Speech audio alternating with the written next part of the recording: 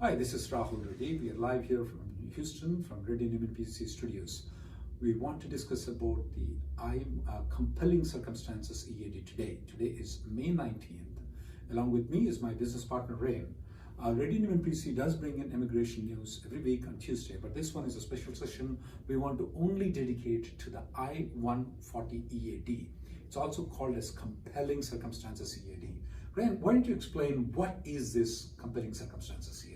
So what the compelling circumstance EAD is designed for is for people who are on a non-immigrant visa, who are on the path to the immigrant visa, but lose their job or face some sort of compelling circumstance that would warrant the government giving them this independent authorization to work and independent of really any employer. So that's what the compelling circumstance EAD is for, is it grants work authorization without having to tie yourself to an H-1B employer or really any other visa with certain caveats. What are the qualifications required? I mean, is everybody eligible who has an I-140 approval or an H-1B or L-1? If they lose a job, can they apply for EAD and get it? Or is it only a peculiar kind of people that will fit into that? So it's a limited scope that actually a lot of people can probably fit into. What needs to occur is you need to be in a valid non-immigrant status, that's H-1B, H-1B1, E3, O1, L1. You need to have an approved I-140, and you need to be facing some sort of compelling circumstance. Job loss can be a sort of compelling circumstance, but we'll need to usually build a bigger case beyond than just, hey, I lost my job. With COVID-19, I don't think that's terribly difficult to do. Okay. And so if I lose a job right now, okay, and my I-94 is valid right now, and I had an I-140, so you mean to say that I may be eligible for applying the compelling circumstances? Correct. If generally, if you have a valid I-94 or you're in a valid visa, non-immigrant visa status, and you have an approved I-140, yeah, there's no bar to file. You can be, you can have H-4s file with you, but the person who is stepping through the door, the one who's first filing as the principal, needs to be H-1. So they need to have the approved I-140. So if my spouse is on H-1 and I have the approved I-140 or flip, we can't go for the I-140 EAD. I have to have the H-1B, I have to have the I-140, and then my family can join me with. My family can still get these EADs, but to apply, it has to be H-1B holder with the approved I-140.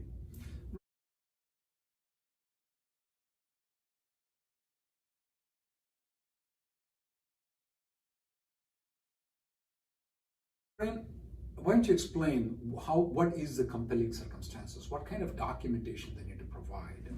So the government has left this open-ended.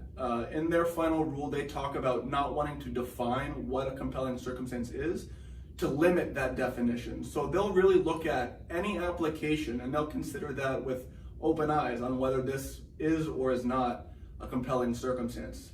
In the law, they knock out or they name four sort of specific instances. One is employer retaliation. That's sort of more on a labor argument side. The second is some sort of illness that you're facing. The third, and what's most important, is this compelling circumstance. Substantial harm to the applicant. Yeah, exactly. Substantial harm to the applicant. And the fourth is some sort of substantial harm to the employer.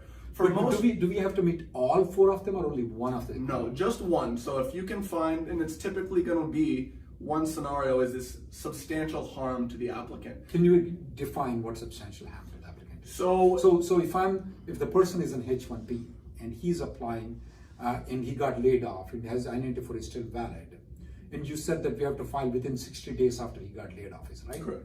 And what are the compelling circumstances he can show harm to the applicant, mainly? Because now he's getting aloof from the employer, he can't show the employer harm and a lot of other things, mostly only substantial harm to the applicant. Correct. So the way that Congress, the language that they use in drawing this EAD up is that the person cannot change or extend their status due to some sort of compelling circumstance.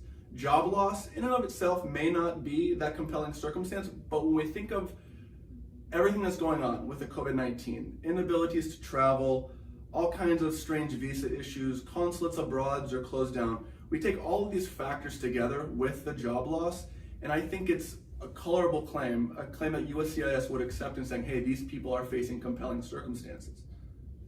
So if the main H-1B applicant is qualified, even the H-4s will be qualified. Correct. And then And this compelling circumstances validity of the EAD, how long is it? Can we extend it? So it'll be 1 year. These EADs are 1 year, and then you can continually extend these EADs for an additional year, so long as compelling circumstances are still existing. Now, that doesn't mean that when we file the first case, those compelling circumstances have to exist when we file the second case. They can be different compelling circumstances. So first year we have to show, mostly COVID and all those things, but also going forward, the next year also we should be able to show at that time. Otherwise, the extension after 1 year will be denied. Correct.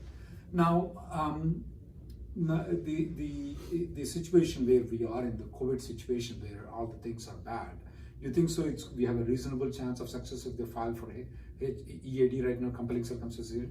I choose not to think of this as, hey, how do I get my work authorization back ASAP? While you may get the approval, the way to think of applying for this EAD is, yes, if it's successful, we'll get the EAD at the end of the road, but it's going to create a bridge for you that you can at least figure out your affairs in the United States without accruing unlawful status. The most important thing about the I-140 EAD is that it's not creating any legal status for you. What it's doing is it's keeping you from accruing any unlawful status. So if you file this while you're still in a valid status, it's going to keep you. Let's say L1 or a H1B. Correct. And so you're filing, you're in the current status, and then the current status lapses. It could be tomorrow, it could be 60 days from now. So long as we filed within our proper window, that will keep me legally in the country. Now, I won't have a legal status, but I will not be found to be unlawfully present, which would impact admission issues down the line. So if I get the compelling circumstances EAD, can I then move back to a H-1B when I get a job? Because this compelling circumstance is only 1 year, plus maybe 1 year of the extension. But can I move back to H-1B? Yes, but, and that's a big but, is that because the I-140 EAD does not grant any legal status, you can't adjust status from no status. So what does that mean? If I have the H-4 EAD, whether it's approved or I've just filed the case and I'm waiting for the government's decision, I can't go then and file my change of status back to H-1, to any other visa, without first going for the consular process. So in other words, if I get a job offer, they should file H-1B in as if that I'm going to go and apply the consular processing visa and come back to the United States. Oh, that's good. What we strongly recommend is that if you are losing the job, and if you, this is a very good thing that you need to consider for you to evaluate. I would strongly recommend to contact Ray in our office. He would be able to evaluate your case and see if you're eligible for it. Couple of things that I would say that you should be eligible for is that the I-140 must be approved, is that right? Correct. And you must be in legal status. That means that you must be in E, L, or H-1B status. And it's not been more than 60 days that you have been let go of before filing the EAD. These are the things that what you absolutely need to meet the conditions. Then you will be eligible to file for the compelling circumstances EAD. But to the substantial harm to the applicant, I would strongly recommend that you contact a lawyer or you contact Ray in our office, who's very good in evaluating those things, to see if you will fit into the criteria, not just you have an I-140 approval and then you have a H-1B, you're in valid status, but also the substantial harm factor also should be considered. At this point of time, as Ray was pointed out, the travel restrictions, especially going to your home country, even if the travel restrictions are lifted out and you don't want to risk yourself going on a flight with 500 people breathing in the same small air, so you may want to postpone those things. It may be consideration for you to do the compelling circumstances EAD. Anything else that you want to say?